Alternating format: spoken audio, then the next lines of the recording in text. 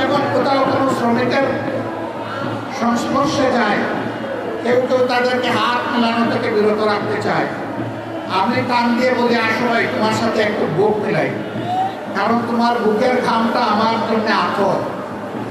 আমরা এখানে যা শুনেছি, শ্রমিক এবং কর্মজীবী মানুষ, শুধু শ্রমিক না, শ্রমিকদের বাইরে শ্রমিকের একটা সংজ্ঞা আছে, আবার কর্মজীবীরও আলাদা একটা সংজ্ঞা আছে। এই সকল পর্যায়ের মানুষ বিভিন্ন ক্ষেত্রে তারা নির্যাতিত এবং তাদের ন্যায্য অধিকার থেকে তারা বঞ্চিত। মিল ফ্যাক্টরি ইন্ডাস্ট্রি বিভিন্ন জায়গায় যারা উদ্যোক্তা, তারা বিভিন্নভাবে তাদের সহকর্মী শ্রমিক এবং কর্মচারীদেরকে তারা উপযুক্ত মূল্যায়ন করেন না, তাদের শ্রমের মর্যাদা দেন না, কর্ম পরিবেশ নিশ্চিত করেন না।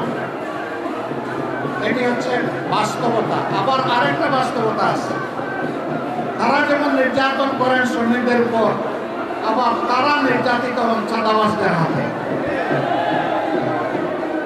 আমরা চাই মালিক পক্ষ এটা বুঝবে, শ্রমিক বাঁচলে আমার শিল্প বাঁচবে, আমার ব্যবসা বাঁচবে। শ্রমিক যদি না বাঁচে, আমার ব্যবসা এবং শিল্প বাঁচবে না। আবার শ্রমিকরাও বুঝবে, উদ্যোক্তা, মালিক, শিল্পপতি যারা আছেন, তারা যদি বাঁচে তাইলে আমরাও বাঁচবো। কারণ আমার কর্মস্থলটাই যদি ধ্বংস হয়ে যায়, আমি দাবিটা করবো কার কাছে? এই জন্য উভয় পক্ষেরই এখানে দায় আছে, দায়িত্ব আছে। সত্যিকার অর্থে আমরা যদি একটি টেকসই বাংলাদেশ গড়তে চাই, একটি শান্তির বাংলাদেশ গড়তে চাই, তাহলে সমাজকে হাতে হাত ধরে পরস্পরকে সম্মান এবং ভালোবাসা দিয়ে এই সমাজকে গড়ে তুলতে হবে।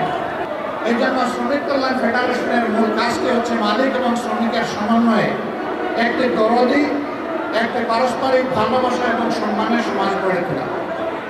আমরা সেই সমাজটাই দেখতে চাই। বাংলাদেশের কর্ম উপযোগী 70% মানুষ হচ্ছেন তারা কর্মজীবী, তারা শ্রমজীবী। 70% মানুষকে উপেক্ষা করে কোন সমাজ সামনের দিকে এগিয়ে যেতে পারবে না।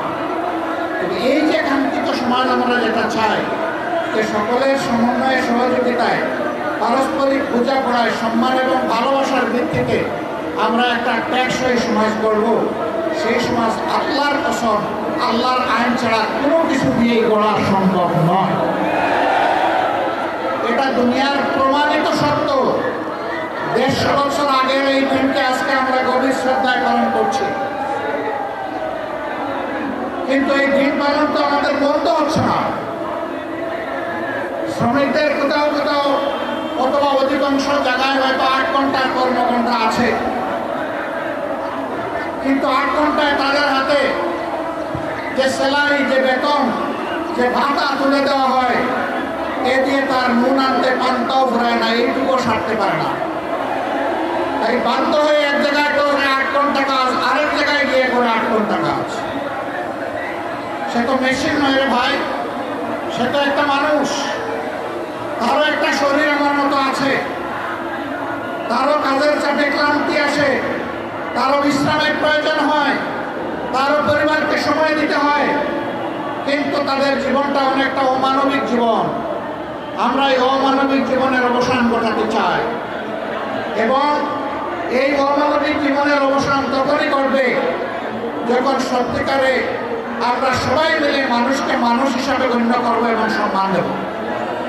আমি যখন কোথাও কোনো শ্রমিকের সংস্পর্শে যাই, কেউ কেউ তাদেরকে হাত মেলানো থেকে বিরত রাখতে চায়, আমি কান দিয়ে বলি, আসো ভাই তোমার সাথে একটু বুক মিলাই, কারণ তোমার বুকের ঘামটা আমার জন্য আতর, সুগন্ধি, সৌভাগ্যের কারণ।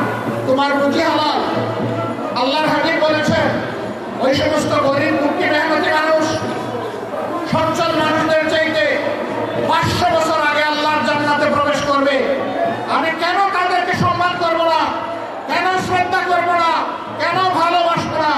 অবশ্যই আমাদেরকে ভালোবাসতে হবে এবং মানুষকে তার কর্ম, শ্রম কিংবা শিক্ষা অথবা পেশাগত জীবন দিয়ে আমরা বিবেচনা করতে চাই না। মানুষ আশরাফুল মখলুকাত। দল ধর্মের ঊর্ধ্বে উঠে আমরা মানুষকে এবং এরকমই একটা বাংলাদেশ গড়তে চায়।